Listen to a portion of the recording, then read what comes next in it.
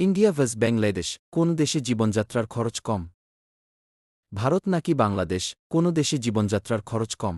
আপনি যদি পড়াশোনা, চাকরি বা ব্যবসার জন্য অন্য দেশে যাওয়ার কথা ভাবেন, তাহলে এই তথ্যগুলো আপনার জন্য খুবই গুরুত্বপূর্ণ। আজ আমরা তুলনা করব বাসা ভাড়া, খাবার, যাতায়াত, পেট্রোল, ইন্টারনেট এবং দৈনন্দিন খরচ। ভিডিওটি শেষ পর্যন্ত দেখুন, কারণ শেষে আমি পরিষ্কারভাবে বলবো কোন দেশে সেভিংস করা তুলনামূলক সহজ। বাসা ভাড়া। প্রথমে আসি বাসা ভাড়ার কথায়। ভারতের ছোট শহরে এক বেডরুমের বাসা ভাড়া সাধারণত ৬,০০০ থেকে ১০,০০০ টাকার মধ্যে।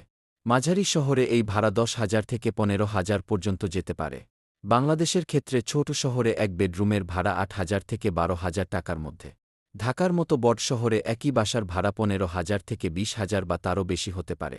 তাই ছোট শহরে ভারত কিছুটা সাশ্রয়ী। তবে বড় শহরে দুই দেশেই খরচ বেশি। খাবারের খরচ। এবার খাবারের খরচ। ভারতে একটি সাধারণ রেস্টুরেন্টে এক প্লেট খাবার ৮০ টাকা থেকে ১৫০ টাকার মধ্যে পাওয়া যায়। পেট্রোলের দাম। এবার আসি পেট্রোলের দামে। ভারতে বর্তমানে প্রতি লিটার পেট্রোলের দাম প্রায় ৯৫ থেকে ১১০ টাকার মধ্যে। শহরভেদে কিছুটা কম বেশি হতে পারে। বাংলাদেশে প্রতি লিটার পেট্রোলের দাম প্রায় ১০৫ থেকে ১২০ টাকার মধ্যে।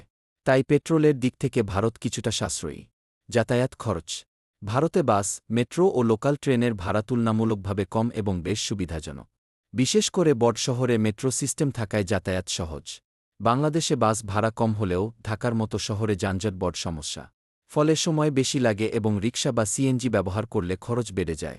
নিয়মিত অফিস বা পড়াশোনার জন্য যাতায়াতে ভারতে কিছুটা সুবিধা বেশি। ইন্টারনেট ও মোবাইল খরচ।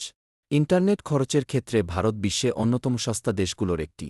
এক মাসের আনলিমিটেড ডাটা প্ল্যান ২০০ থেকে ৪০০ টাকার মধ্যে পাওয়া যায়। আপনার মতে কোনো দেশে জীবনযাত্রার খরচ কম?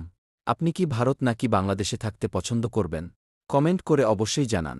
ভিডিওটি ভালো লাগলে লাইক, শেয়ার এবং সাবস্ক্রাইব করতে ভুলবেন না। আবার দেখা হবে নতুন একটি তুলনামূলক ভিডিও নিয়ে।